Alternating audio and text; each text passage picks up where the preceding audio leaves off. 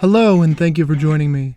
Summer is sadly behind us now, but I've been trying to keep the spirit alive by being on a bit of an ice cream making kick. I love homemade ice cream, and I really think it's not that hard if you have the equipment and know how to cook a creme anglaise. And if you understand these basics, you can start to get creative with it and experiment with all sorts of ingredients and variations. There are a lot of interesting flavors out there you might like more than you expect. Today, the flavor in question is roasted corn. While most of us think of corn as a vegetable used mainly as a side dish, with so much sweetness, it is surprising how well the taste can work as an ice cream. The process is fairly simple. We infuse our milk with the flavor of roasted corn cobs and a bit of the husk. Then we use that infused milk cream mixture to make a custard. So for starters, I have some corn beautifully ripe, and I want to get those all shucked.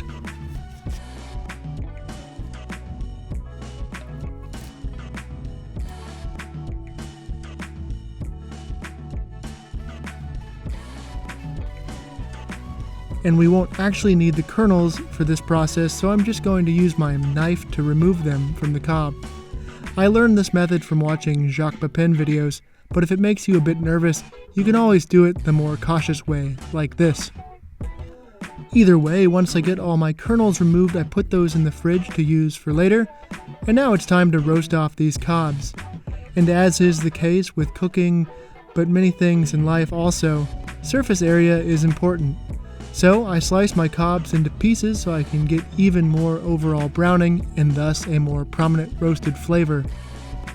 Now for roasting, I'm actually going to start in a cast iron skillet on the stove with just a tiny bit of neutral oil until the corn pieces start to take some color on the bottom. Then I give all the pieces a turn and pop the whole skillet into a 220 degrees Celsius, 450 degree Fahrenheit oven until we are looking nicely browned all over. In the meantime, I go through the husks. I won't need all of this, so I just pick out some of the best looking ones and trim off a bit of the ends. The husk needs less time in the oven, so I'll toss them in towards the end.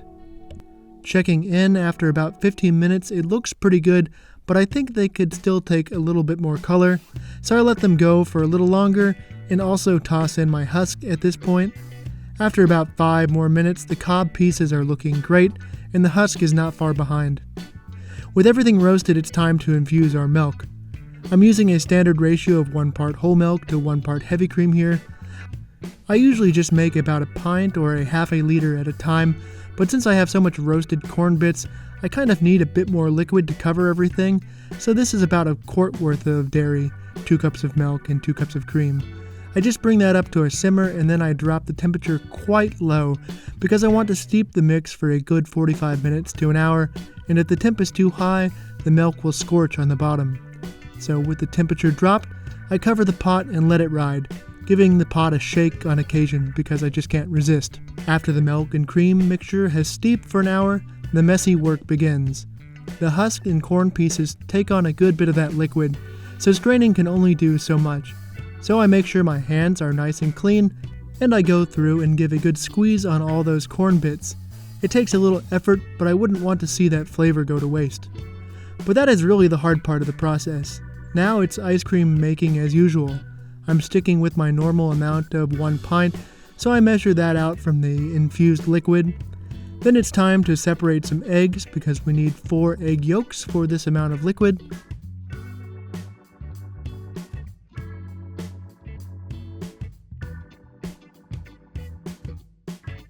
Those yolks go into a bowl along with some sugar, that is half a cup, about 100 grams. And I was recently at a gelato place that had a really tasty pistachio flavor, but one thing that struck me about it was how it had a good bit of salt in it.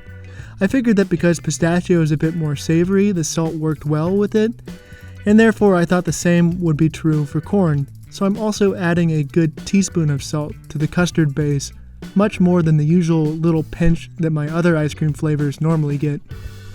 So the salt, sugar, and yolks get whisked together, and then the cream mix gets added to that.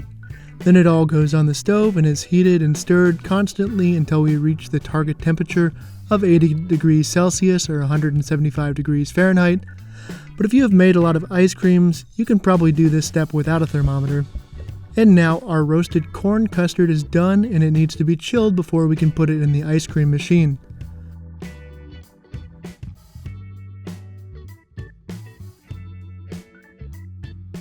Once it is nice and cool, I get out my ice cream maker and set it up.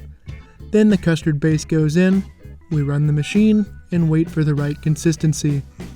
It's slow going at first, but in time we eventually get there. Oh yeah, and how about that color? It's the beigeiest of beige. And this is certainly ice cream and could be eaten now, but it would be a bit messy. I prefer to get it into a container and then stow it in the freezer until it's completely solid. Given that we made sort of an unconventional ice cream flavor today, I thought it might be fun to do a slightly unconventional topping to go with it. I'm thinking olive oil infused with a little smoked paprika. So I just get a pot and a good glug of olive oil and a good pinch of smoked paprika, pop that on the stove and gently warm it. You really don't want to burn the spice or it will make an unpleasant taste. Once the oil is a little warmer than bath water, I take it off the burner and let it sit for a few minutes. You can see how that color really bleeds into the oil quickly. And now we are fully ready. I have my ice cream scoop, and the infused oil. I like small servings for ice cream, so just a couple of scoops is perfect for me.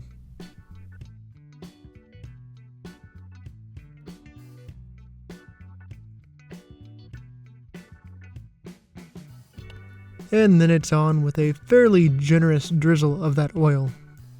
So there you have it. Cameras can't convey flavor, so you'll have to believe me when I say it's actually less crazy tasting than you might think. The fresh taste of corn is gone, and it actually tastes as if I infused the milk with cornflakes cereal. So the sweetness of the corn has really been activated. I like the extra bit of salt, and the oil garnish brings just a bit of nice, bitter taste, which balances out the sweetness and adds some depth.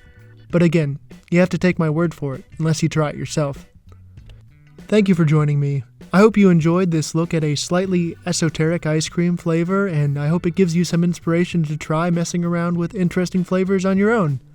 Hit the old like button to prove you mean it, and please subscribe if you like this sort of content because I have many more videos like it, including some other ice cream ones. And comment. No need to be shy on this channel. Until next time, cheers!